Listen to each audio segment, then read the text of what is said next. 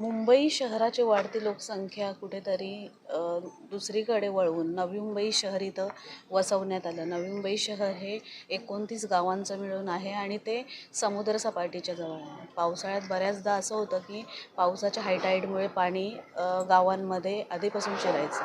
त्याच्यामुळे सिडकोनी जेव्हा शहर वसवलं तेव्हा 11 ठिकाणी होर्डिंग पॉईंट्स बनवले आणि हायटाईडचं पाणी शहरात येण्यापासून शहराच्या सुरक्षिततेसाठी ते एक योजना करून ठेवली.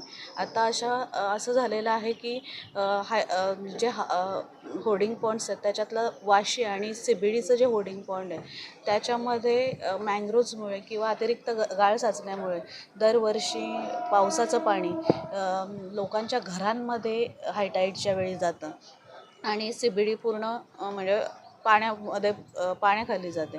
ह्यासाठी आता CE साहेबांसोबत आणि आपले आरोग्य समिती सभापती नाथ साहेब यांना सोबत घेऊन आम्ही CBDच्या होर्डिंग पॉईंटचा आज पाहणी दौरा केला आणि त्याच्यात आता आपण तिथं नवीन पंप बसवतो आणि मॉडर्न टेक्नॉलॉजीचा वापर करून आणि आता पावसाळ्यापूर्वाची सफाई सगळ्याच होर्डिंग पॉईंटमध्ये करणार आहेत. सगळं गाळ काढून घेणार आहोत आणि या पंपमुळे मग भविष्यात CBDमध्ये पाणी किंवा वाशीमध्ये जिथं नेहमी पाणी हायटाईडच्या वेळी लोकांच्या घरात येतं ते भरणार नाही आहे आणि त्या पद्धतीने काम आज सुरू आहे.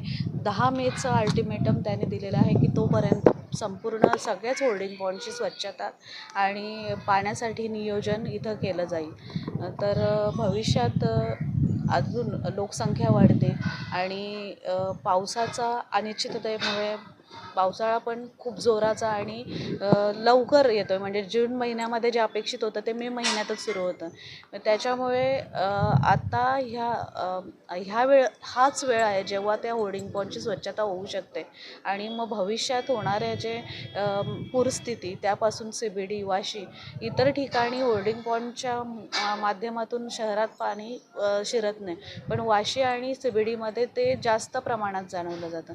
तर आता खूप जोरदार काम इथं सुरू आहे CBDच्या होर्डिंग पॉईंटच्या इथं आणि लवकरच ते काम पूर्ण होईल आणि ह्यावर्षी म्हणजे CE साहेबांचं म्हणणं आहे की ह्यावर्षी CBDकरांना पावसाचं पाणी घरात शिरल्यामुळे नुकसानीला सामोरं जावं लागणार.